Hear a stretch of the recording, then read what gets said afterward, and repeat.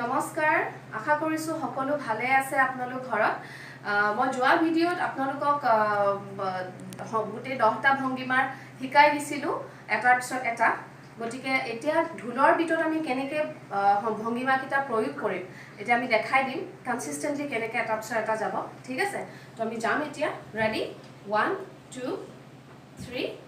গো